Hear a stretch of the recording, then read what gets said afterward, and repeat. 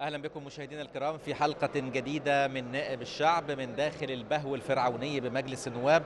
نلتقي بحضراتكم لمناقشة أهم القضايا التي تطرح في اللجان النوعية وأيضا تحت قبة البرلمان في الجلسة العامة. في البداية يسعدنا أن نستضيف سيادة النائبة أمل زكريا، عضو لجنة حقوق الإنسان بمجلس النواب ومقرر مجلس الأمومة والطفولة بمحافظة البحيرة. برحب بك سيادة النائبة. اهلا وسهلا بحضرتك، كل سنه وحضرتك طيب.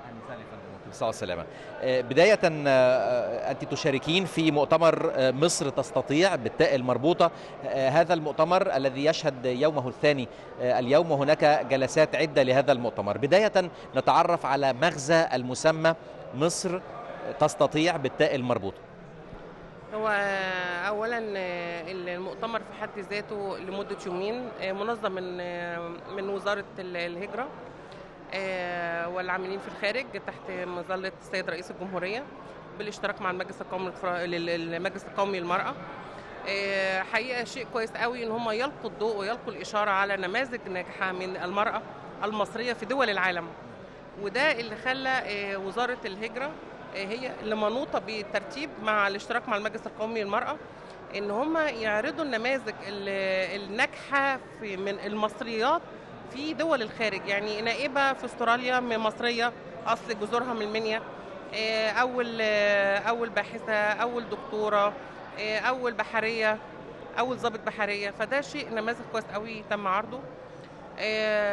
وتم الاشاره الى ان المراه المصريه فيها قوه وفيها فاعليه، تقدر ان هي تستطيع ان هي بجانب الرجل، مش هي لوحدها برضو، هي بجانب الرجل تقدر تستطيع ان هي تدير الدفة لصالح التنمية وصالح العام دون التمييز.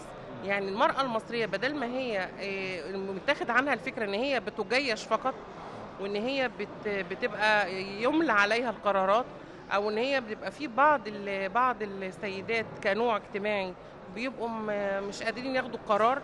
فاحنا بنقول لهم لا، في نماذج اهي لازم انتوا تحتذوا بيهم، بحيث ان انتوا تقدروا يبقى فيهم من ليكوا قدوه، وتقدروا ان انتوا تتكلموا، وتقدروا يبقوا فيه ليكوا تفاعل في المجتمع. ففي حد ذاته المؤتمر يدي الاشاره ويلقي الضوء على المراه المصريه تقدر تعمل ايه. طبعا لما يبقى مدعم تحت رعايه السيد الرئيس عبد الفتاح السيسي، ده بيدي قوه برضه للمراه المصريه في جميع مجالاتها، وليست الثقافه فقط، في جميع مجالاتها الاجتماعيه. حتى ست البيت اللي هي مش متعلمه، حتى ست البيت اللي طيبه، اللي هي ما تعرفش حاجه في الدنيا غير الاكل والشرب وقعدتها، دي هتلاقي عندها ثقافه مجتمعيه مختلفه عن الثقافه اللي احنا عارفينها. سيادة النائبة، هذا المؤتمر مصر تستطيع بالتاء المربوطة تحت رعاية الرئيس الجمهورية ومعالي الوزيرة السفيرة نبيلة مكرم وزيرة الهجرة وشؤون المصريين بالخارج بالتنسيق مع المجلس القومي للمرأة. هذا المؤتمر المهم يناقش عدة محاور. ما هي أهم المحاور التي تناقش على مدار انعقاد المؤتمر؟ هو طبعا كان يصب في أكتر من محور الصحة، التعليم، الهجرة والمواطنة والتمكين، محور اقتصادي أيضا. محور اقتصادي. يعني في أكتر من محور، من امبارح للنهاردة ابتدى يبقى في دراسة تانية في محور برضو الثقافة والفن والإعلام.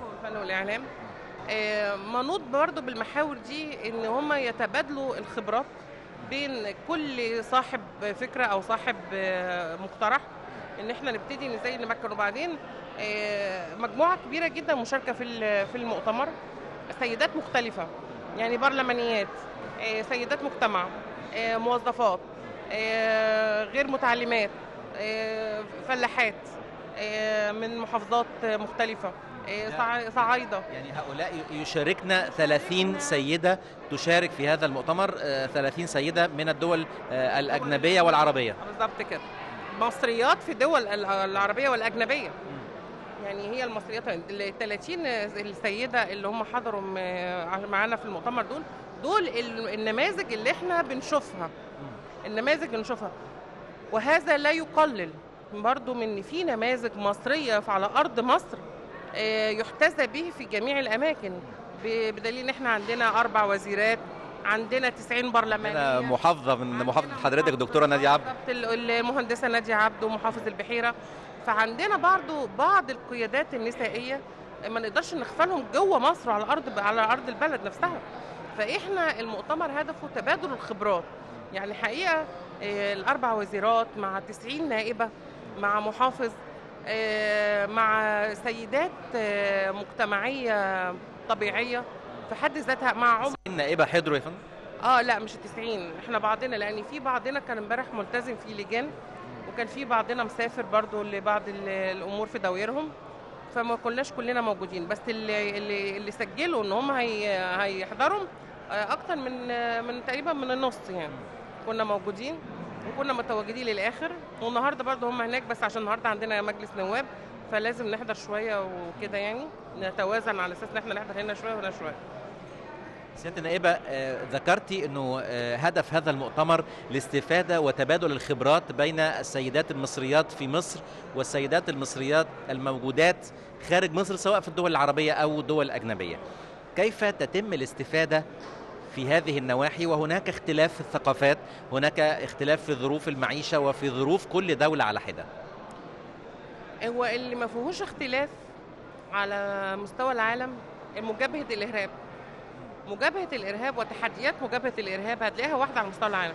يعني كان مثلا من ضمن المحاور ان احنا بنتبادل الخبرات ازاي بيجابهوا الإرهاب، وازاي مثلا المصرية هناك كان ليها يد وثقافة وتدخل في مجابهة الإرهاب في الدولة كمان اللي هي مش موطنها.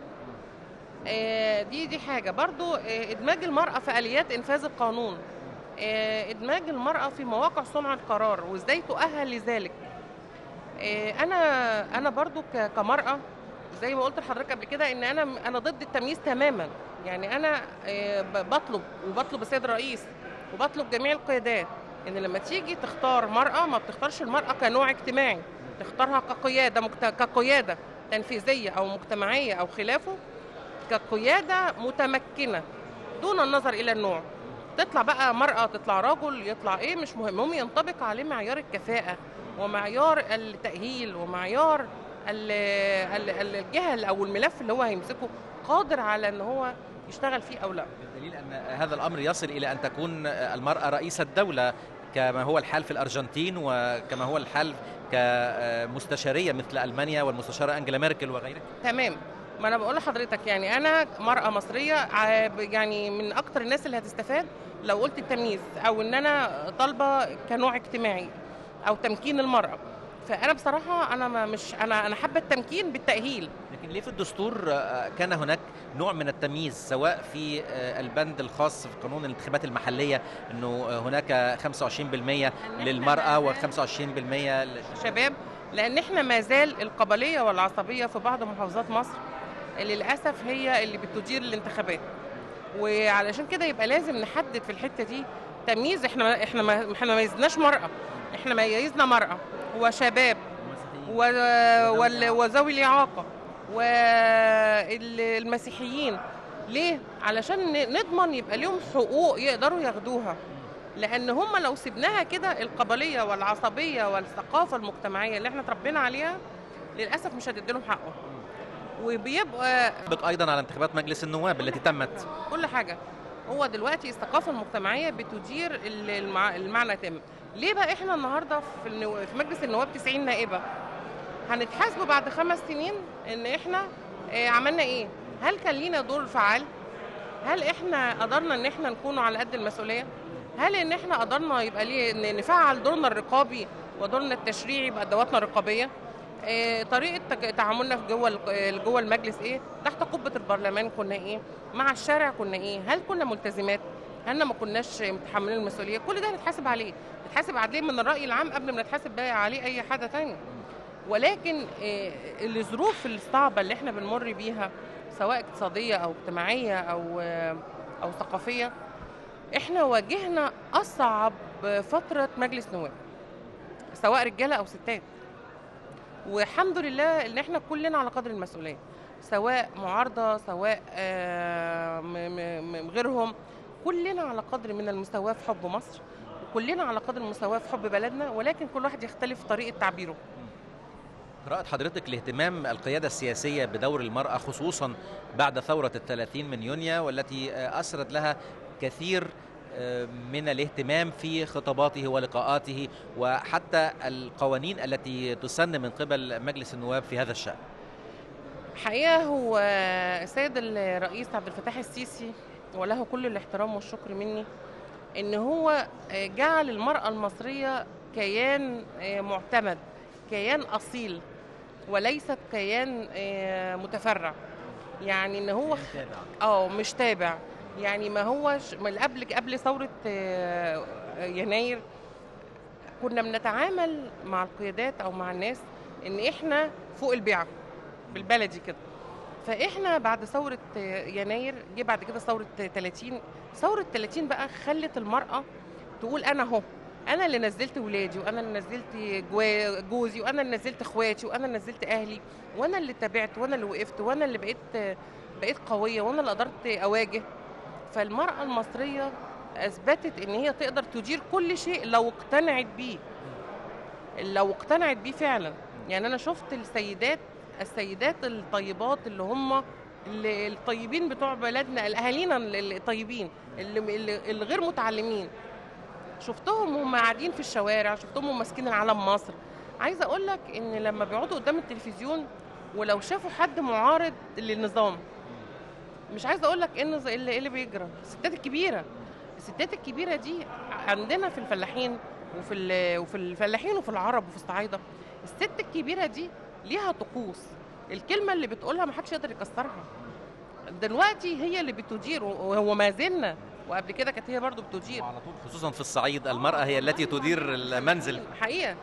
فهو السيد عبد الفتاح السيسي عرف المفتاح اللي يقدر يدير بيه استقرار الدولة، لأن فعلا استقرار الدولة هي المرأة المصرية، لأن هي اللي الرجل بيرمي عليها ويقول لها صرفي، زي ما السيد الرئيس قالها لنا مثلا يوم الفطار المرأة المصرية، قال أنا بروح بقول لمراتي خدي صرفي. ده حقيقة، حضرتك بتروح البيت تقول لمراتك أنا معيشة إلا كذا، معيشة إلا كذا، مش ماديا بس، كل حاجة.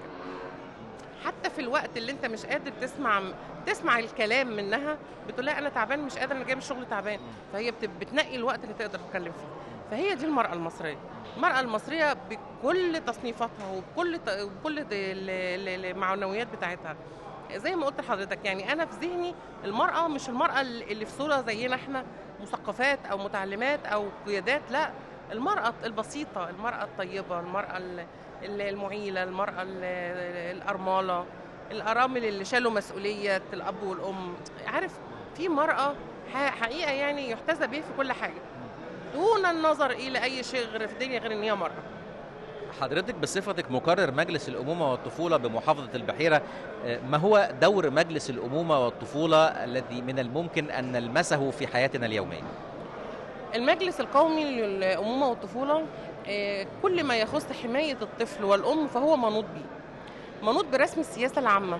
يعني إحنا مش مجلس شعبي، إحنا مجلس استشاري منوط برسم السياسة العامة للدولة لكل ما يخص الأم والطفل. منشأ سنة 88. كان الفئة الأولى اللي في حيز الاهتمام كانت الأم، اللي هي الست اللي اتجوزت وخلفت. فمن سنة 88 لسنة 2000 لقوا في فئة لسه ما حدش اهتم بيها، ألا وهي المرأة اللي ما اتجوزتش، المرأة اللي اتجوزت وما أنجبتش. لم ينطبق عليها سياسة المجلس القومي للطفولة والأمومة. ما هي هذه السياسة؟ السياسة إن كل ما يخص المرأة في الحفاظ على أجازتها، اهتمامها بأطفالها، تأمين أطفالها. ليس ما ينظم ذلك هو قانون الطفل جه بعد إنشاء المجلس القومي. قانون الطفل ده برضو فيه كل ما يخص قانون المرأة. لا، مالناش دعوه بقانون المرأة، قانون المجلس القومي. موضوع الإجازات، موضوع رعاية الطفل، منوط في المجلس القومي للطفولة والأمومة في قانون الطفل. قانون الطفل ده كان قانون 126 تعديلاته 126 ل 2008، إنما هو أصلا كان من سنة 96. كان كل ما يخص الأم سواء في شغلها، سبق سنة 96 كان المجلس القومي للأمومة والطفولة هو المنوط بتنظيم كل هذه الأمور. إلى أن اتضح إن في نقطة لسه ما اتملتش أو ما تكملتش، اللي هي تأهيل المرأة سياسيا واقتصاديا وكده. فابتدى يبقى في الفكر إن يبقى في مجلس قومي للمرأة فجه فعلا المجلس القومي للمرأة سنة 2000 بعد المجلس القومي للطفولة ب 12 سنة علشان يؤهل المرأة اجتماعيا واقتصاديا وسياسيا، لأن ده مش من اختصاصات المجلس القومي للطفولة والأمومة. لماذا؟ مش أقل من أي دور أي مجلس استشاري. ليه؟ لأنه منوط بتأهيل فئة كاملة، تأهيلها فئة كاملة، يعني المرأة كلها اللي هي بتحاول ان هي تؤهل اقتصاديا وسياسيا، هو منوط بتأهيلها ويمكنها من اماكن او وضع صنع القرار. انما المجلس القومي للطفوله والامومه يخص سياسه المراه كأم في حقها، كأم في حقها ككفالة أطفالها، في رعايتها صحيا تعليميا، رعاية الأطفال، قانون الإلزام، قانون التسرب بالتعليم، قانون كل القوانين، قانون ذوي الإعاقة للأطفال دون 18 سنة، كل ده يخص المجلس القومي للطفولة والأمومة. فده ليه اختصاص وده ليه اختصاص. المجلس القومي للطفولة والأمومة دوره مفعل الآن، نلمسه في إيه؟ نلمسه في لجان حماية الأطفال في محافظات مصر، نلمسه في الحد من الهجرة الغير شرعية لدون 18 سنة، نلمسه في القوانين وتعديلاتها للأم في جميع ممارسات حياتها حتى في وظائفها اليومية، تفعيل قوانين الطفل وقوانين المرأة على مستوى التعليم وعلى مستوى الصحة وعلى مستوى كل ما يخص قوانين الدولة، ده يخص المجلس القومي للطفولة والأمومة. إذن ما هي أهم العقبات التي تواجه مجلس القومي للطفولة والأمومة في القيام بعمله في هذا الوقت الراهن؟ أصعب شيء يواجه المجلس القومي للطفولة والأمومة حاليا عدم تطبيق الدستور 2014، لأنه ما زال القانون لم يفعل فيه المجلس القومي للطفولة والأمومة والمجلس القومي للسكان، واحنا في أدق الأيام دي إن احنا محتاجين المجلس القومي للسكان يفعل ويشوف دوره. للأسف الشديد بسبب عدم تفعيل مادة الدستور، مادة 314 من الدستور، إن المجالس القومية كلها مجالس متخصصة، مجالس مختصة، مجالس مستقلة تبعيتها إشراف السيد رئيس الجمهورية وتبعيتها للسيد رئيس الوزراء. لغاية دلوقتي لم يفعل مادة الدستور كويس، لغاية دلوقتي ما حصلش. فيما يخص مؤتمر مصر تستطيع بالتاء المربوطة، ماذا بعد هذا المؤتمر؟ ما هي الخطوات التي ستتخذ من قبل المجلس القومي للطفولة والأمومة، من قبل النائبات، من قبل المصريات التي حضرنا هذا المؤتمر وقمنا بالاحتكاك مع المصريات في الخارج سواء في الدول العربية أو الأجنبية واكتسبنا بعض هذه الخبرات التي تحدثت عنها، ماذا بعد؟ هو طبعا يسأل عن ماذا بعد منظم المؤتمر، لأن هو اللي هيتلي النهاردة التوصيات في آخر اليوم النهاردة، ولكن أنا من رؤيتي إني أنا عايزة أعمل نفس المؤتمر ده على مستوى محافظات مصر. يعني كل محافظة فيها قيادات نسائية وفيها قيادات واعية وفيها كل قيادة تقدر إن هي تدي في مكان وتؤهل وتمكن. فإحنا عايزين، أنا عن نفسي هبتدي إن أنا أعمل المؤتمر زي ده عندي في محافظة البحيرة، إن إحنا نطلع قيادات، نجيب قيادات من محافظة تانية يحتذى به ومن محافظتي يحتذى به، ونبتدي نعمل تبادل الخبرات بحيث ان احنا نؤهل المرأة المصرية ان هي تبقى صاحبة قرار، تضع في مواقع صنع القرار عن تأهيل ودون تمييز. فده اللي احنا ان شاء الله باذن الله، دي حاجة. الحاجة التانية ان احنا بعض التوصيات هتطلع للسيد رئيس الجمهورية، وان شاء الله باذن الله يبتدوا يفعلوها في الحكومة على اساس ان هم برضو يحاولوا يعني يفعلوا دور المرأة وبرضو بوضع المعايير دون التمييز. سيادتك كنائبة في محافظتك بالتأكيد بتواجهي بعض المشكلات الخاصة بالتعليم، بالصحة، بالصرف الصحي، بمياه الشرب، ماذا عن كل هذه مشكلة على حدة؟ ده مشكلة، دي لوحدها مشكلة. بصراحة هي الحكومة في حد ذاتها بطيئة والريتم بتاعها بطيء جدا. فإحنا كنواب إحنا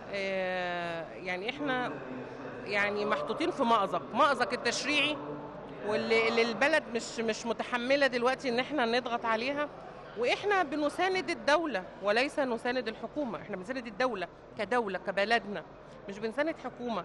ولكن الحكومة حتى في تفعيل قرار إحنا بنعملوه أو بناخدوه أو بنوافق عليه رتمها ضعيف. والشعب من حقه ان يشوف حقوقه، لا ياخد حقوقه كامله، سواء في الصرف الصحي. يعني الصرف الصحي دي مشكله عامه على مستوى مصر اللي للاسف تتفاقم في محافظات بعينها. طبعا يعني احنا عندنا في البحيره دي مشكله، وللاسف القائمين على حلولها هم نفسهم مشكله. يعني احنا عندنا في محافظه البحيره اللي ماسك ملف الصرف الصحي هو لوحده مشكله، هو لوحده عايز حد يعني يحاول يسرع، يعني يشوف له حل. كلنا كل يوم التاني صراعات وتصادمات معاه وغيره وغيره وغيره وغيره. هم ما عندهمش، هم خلاص خدوا على الريتم. هل هم الحكومه عايزه يتنيهم في تحت مظله الفوضى عشان محدش يحاسبهم؟ هل هم رافضين الرقابه عليهم فبيمطلوا في الحلول؟ أم هناك منتفعون من هذه الفوضى يريدون أن تظل الأحوال على ما هي عليه؟ أنا بقول لحضرتك يعني السيد الرئيس مظلوم وإحنا كنواب مظلومين، ولكن في لوبي في الحكومة من أول يعني الكبار لغاية اللي بيبقوا في المحافظات لغاية المحليات تحت، في لوبي معمول مخصوص إن هو ما يديرش الأمور بأمانة وما يديرهاش بحقوق، لا هو عايز الفوضى، مش عايز رقيب. فسياسته سياسة البال الطويل، يماطل في الحل عشان انت تزهق وتعدي ايام وتعدي وخلاص. انما مشكلة زي مشكلة التعليم، مشكلة الصحة ديت ملف كبير جدا، ملف صعب جدا، ملف مش واخد حقه ابدا. من أي جزء يا فندم؟ هل عدم وجود المستشفيات؟ لا أتحدث عن الأضلاع المكونة للمنظومة الصحية. يا فندم لو الوزير كان ماشي صح كانت تلاقي الأضلاع كلها صح. منظومة الصحة كلها، يعني احنا ربنا كرمنا في البحيرة بوكيل وزارة محترم، دكتور علاء ده حد محترم وحقيقي كل ما يفيد الصالح العام هو بيمشيه، حتى لو حصل تصادم بينه وبين القيادة العليا بتاعته. انما الوزير ذاته ما عندهوش آليات يا فندم، ما هو عندهوش الكاريزما ان هو يشتغل في المستشفيات. الوزير ذاته ما كانش لما مسك الملف ما كانش يعرف ان في مستشفيات اسمها مستشفيات التكامل، والله ما يعرف عنها حاجة.